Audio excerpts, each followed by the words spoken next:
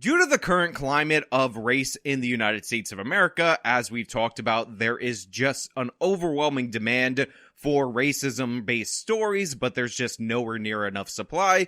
We see headlines that look absolutely ridiculous, and today's story is no exception to that rule. I saw it. It said, kid suing for $10 million due to the fact that he was made to participate in the game of Nosedive, and I immediately thought that this was going to be ridiculous and absurd. When I looked into the story further, I actually saw what we normally see with stories like this, which are bad faith actors with questionable political affiliations that are on board with the alleged victim. In this case, it's actually the former lieutenant governor under Ralph Northam, who is representing this kid in his $10 million lawsuit against the Arlington School District. However, it is really important, and I need to emphasize this to all my fellow conservative content creators, all conservative media outlets, for you to actually read into the details of the complaint and what is actually being alleged. Because after I did that, it became apparent to me that there was actually more to this story than one would have thought, having seen hoax after hoax after hoax. And that's what we're going to talk about today. But before we get into that, this video is sponsored. It's National Gold Group, so let me toss it to the sponsor, then we'll come back over here, and believe me, you're going to want to see this through to the end. The 2023 crisis is upon us. The Wall Street Journal is warning that the banking failures you're seeing are going to have serious negative impacts on the average American. Morgan Stanley is warning of a possible crash in the real estate market, a la 2008, if not worse. At the same time, Wells Fargo believes that precious metals are in a super cycle, and it's possible for gold to hit $3,000 an ounce. All this is happening while the Fed has less and less tools in order to deal with it. What are they going to do? Raise interest rates again? We're seeing how that's causing all kinds of problems in all different sectors. What you need to do right now is begin to hedge against potential disaster. If you go to National Gold Group or call them at 866-826-2603 and mention my channel, you'll be connected with their all-world American-based customer service, and they will go over your options and tell you about potential fee waivers with qualifying transfers into a precious metal IRA. It is beholden on you to protect your own future, so please call National Gold Group at 866-826-2603 and get started today. There is always a risk with any investment, nothing is guaranteed, and prior performance does not necessarily predict future outcome. New for you tonight, the parents of an Arlington middle school student are demanding answers. They say their son, who is black, was forced to pick cotton as part of a classroom game. The family tells our Casey Nolan they want Arlington County Public Schools to pay up big time. A teacher here at Gunston Middle School said it was a game.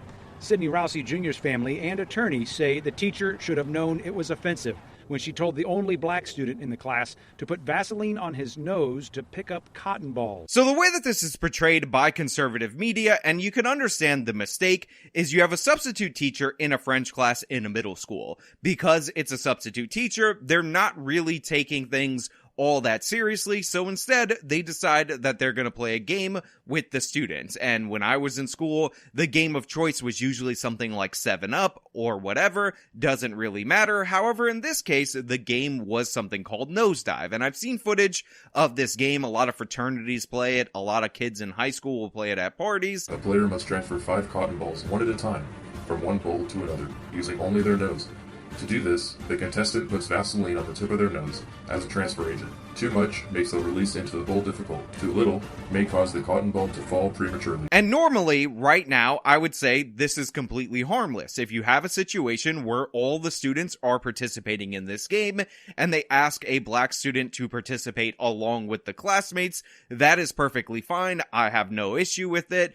I think it's A-okay, first class all the way. But the thing is, that's not what happened in this story, and this is why it's incredibly important, and I would say crucial, to read the complaint so you can understand what's going on. So you have this substitute French teacher, and she says, we're going to play this game Nosedive. She sets it up with the Vaseline. You have to dip your nose in the Vaseline and then go grab the cotton ball and then drop the cotton ball in another thing, and then she asks for volunteers. There are no volunteers at all in this classroom. However, the students in this classroom all choose and nominate the only black student in the class to be the volunteer. He told him several times he didn't want to do it, but he just didn't have the nerve to tell the teacher no. Was he afraid he'd get in trouble? He was. He was afraid he was going to get in trouble. Now, the student in question is one Sydney Rousey, and as his mother explains, he told his other classmates that he did not want to be the one student to go up to the front of the classroom in order to do this. However, as a young man, an 8th grader, he did not feel like he could tell the teacher no, and he thought he might face consequences for it. That was February in his 8th grade French class. Sydney's family says when he spoke up about the incident, he was moved out of the class to finish it online.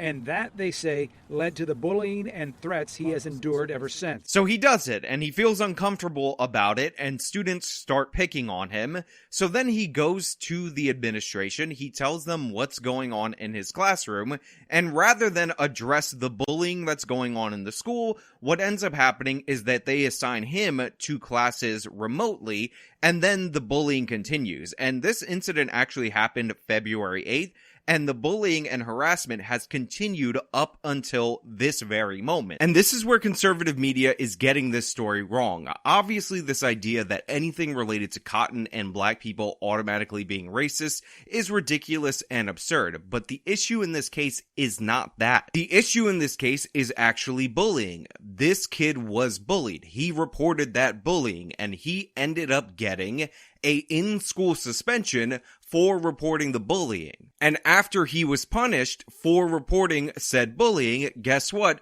It increased the level of bullying that he was facing to the point where he was facing threats to his life and all manner of nonsense that you shouldn't have to deal with in a school, much less have it facilitated by the school administration. And so what you have is a situation that is not a group of classmates all playing a game and then one of those kids happens to be black and then that kid is overly offended by it. What you have is a kid who was offended by something. He did it because his teacher told him to and he didn't want to get in trouble. Then when he started getting bullied based on his race and the fact that the classmates all thought it was a big joke, he goes to administration and he gets punished. He faces negative consequences and the bullying only continues because now he's a little baby about it, according to the bullies. He's changed who he is. He doesn't laugh, he doesn't smile as much as he was before, but enough is enough. So I want to be 100% clear about what is going on in this scenario. This is not the story of a kid that was overly sensitive because he was asked to participate in a game that everyone else was participating in. This is a situation where a substitute teacher thought that she was doing something harmless, and it would have been harmless but for the bullying of the other students based on his innate characteristics. Tuesday, former Virginia Lieutenant Governor and family attorney Justin Fairfax sent Arlington Public Schools a letter demanding $10 million. This is a classic case of bullying, which is what should be in the headlines of this lawsuit. Now, as for the $10 million demand, I'm going to be perfectly honest, it sounds like an awful lot of money. Every family deserves to have their kid be safe in school, emotionally, physically, and otherwise. APS declined to comment. And I don't like Justin Fairfax being there. Again, the former lieutenant governor of Virginia. I don't think he's a great guy, but this is a situation where the school created an environment, facilitated bullying, and then punished the student for reporting the bullying. In my opinion, this lawsuit, maybe not to this exact amount, but remember, you ask high so that way you can negotiate, is actually at fault. If what we see in this complaint is true, then the school facilitated bullying against this kid and then punished the kid who was the victim of the bullying, which but for the racism in the headlines, most people would actually be able to see. Sydney's parents say they know how they hope he responds to this. Hold your head up high and you walk in there with your shoulders broad and don't let nobody get under your skin. I have to tell him this every day, to go to a place that is supposed to embrace, educate, and reassure him that he is great. Look, I know it's incredibly tempting due to the fact that I've covered multiple different stories of these kind of things just being a race-based cash grab, but in reality, we have a situation, according to the complaint, that actually seems pretty legitimate. It seems like the school facilitated the bullying, and there should be some financial consequences for it. And by the way, another thing that you should take note of is that typically in a lot of these stories, what you see is a family that looks like they're desperate for cash. much, but let's be clear. This is one of the nicer school districts in the state of Virginia. This is what looks like a black middle-class family. That is Sidney Rousey Sr. right there next to his son, along with his mother, filing this suit. They're the ones who retain this counsel.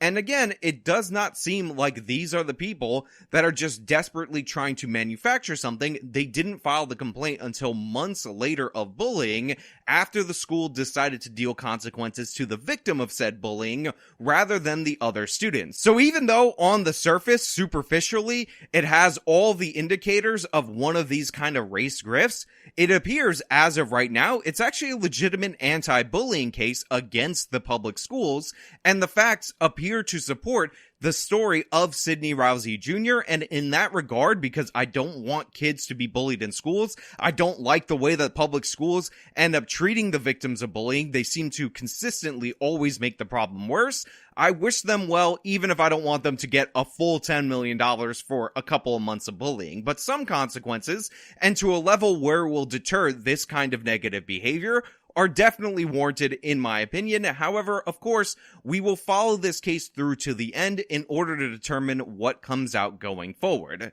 But hey, it's a good lesson for a lot of people to learn about when they see local news segments on whether or not they should just react based on how absurd it sounds, or if they should actually pull up the complaint, what's actually alleged in court, so they can see what may actually be going on just beneath the surface. Now, that's all I really have for you guys today. Thank you so much for watching. If you liked the video, show them by leaving a like, subscribe for more content, follow me on all my social medias, support me via the support links in the description of this video. This has been me talking about something that looked like a hoax and turned out to not be, apparently.